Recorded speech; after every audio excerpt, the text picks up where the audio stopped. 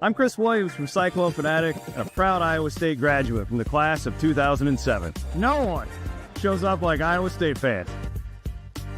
And Cyclones support Cyclones on and off the field. Your gift can provide scholarships to students, fund groundbreaking research. We could even drum up opportunities for the marching band. Visit MoveWhatMatters.com to learn how you can make an impact today.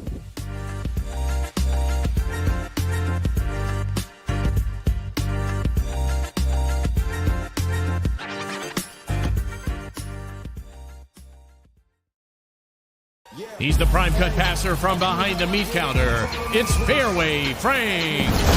And introducing a 6'3" center who's a cut above the rest. Say hello to Audie Crooks. Everyone, welcome back to the Cyclone Fanatic pregame show. I'm your host, Leah Nelson. Connor Ferguson will be joining me in the studio in just a little bit to talk about your Iowa State women's basketball team taking on number 9 TCU at Hilton at 3 o'clock today. But before we get started, let's thank our sponsors as always. Starting off with our title sponsor, Channel Seed. They are the title sponsor for both the men's and women's shows this year. They are awesome Iowa State fans. Awesome people. We're super excited to have them on board. And our friends over at Fairway, great produce, great meat. Grab everything you need from there. Make sure you check them out next week because they're not open on Sundays, but you can get everything you need at Fairway. All right, Connor, big game today. Iowa State obviously taking on number 9 TCU. It's gonna be an exciting game. It's a pink out game at Hilton today, so lots of people will be showing up and showing out. But what can Iowa State expect from this TCU team today? Yeah, Leah, a really hard matchup. For one, Sedona Prince is a monster down low for TCU, and Haley Van Lith. You guys have all heard of her and seen her at multiple stops, seemingly always the star of the show when she's playing, especially in those NCAA tournament games during her career. She is a phenomenal player, and you know it's going to be a really hard one today. TCU's 20-2. It's going to be a big upset if Iowa State can win it, but this is one of the last remaining games that can get you a signature resume-defying win that will really have you like feeling safe going into March Madness. So a big one for Iowa State nonetheless. So Iowa State really competed last week against Kansas State, obviously taking the game into overtime.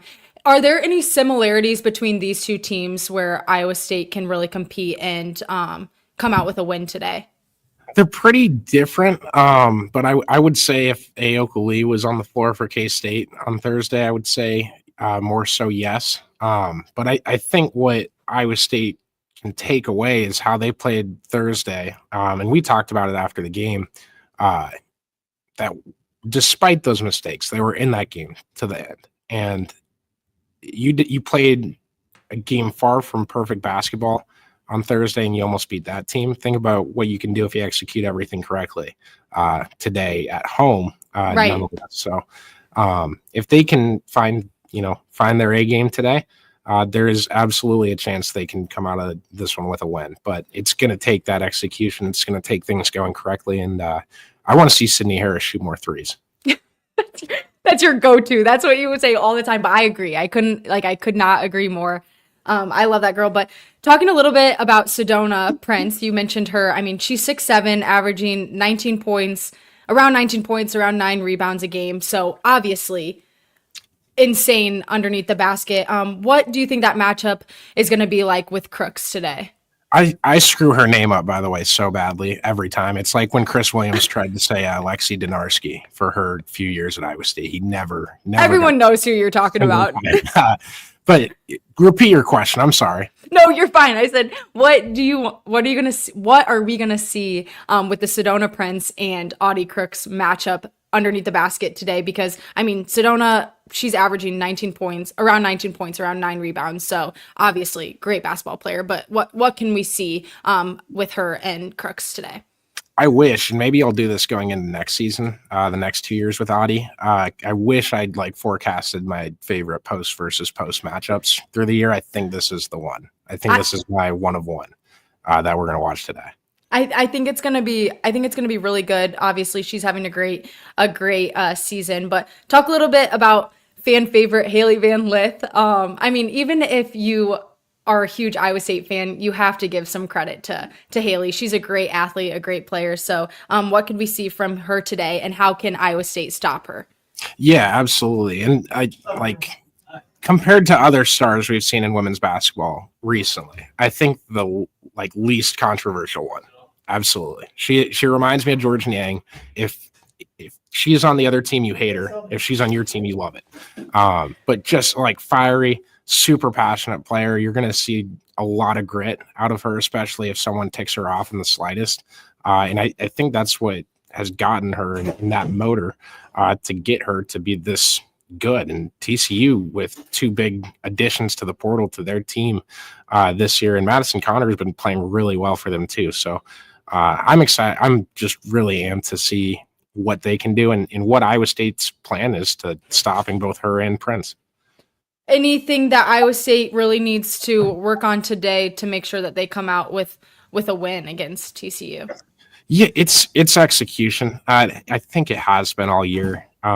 If you're executing at a high rate, similar to how they were down the stretch last season, you're not getting beaten by 30 against the UConns and South Carolinas. You're not in these games. That lost to Oklahoma State rings a bell. If you're executing, this season looks a lot different. And Iowa State really hasn't had too many games where they've been on it from an execution standpoint. So if they can limit turnovers today somehow and be a lot more sure-handed with the ball, obviously walking up the floor, but once you get there in the offense and everything as well, you're going to have a shot. And especially if the threes are falling, if you can get on a roll like that and get some momentum, it's going to be a very big game and play Iowa State very well if they are able to do that. So it's all just about if they execute and play the type of basketball, the type of game that everyone in this building knows they're capable of playing, especially on that coaching staff and in that locker room. So we've yet to see it, and that Cubs fan here incredibly due for one of those games. I was just going to say it. We've talked about this before. We don't think, neither of us think that we've seen, the Iowa State basketball that we've seen in the past. And so it is due, and it would be incredible if it was against number 9 TCU at home for such a big game. So it'll be really exciting. But I'm pumped. I'm ready. I bet Hilton is probably popping. I don't know if you've looked to see if the crowd's there yet, or I've not been able to go out there, so that's on me. No, hey, it's all right. You'll know in just a few short minutes, but I'm super excited. Thanks for hopping on, Connor. You guys can tune back in and listen to our post game. Connor and I will be back on. But go Cyclones. Thanks to our sponsors, and thanks to Aiden for producing.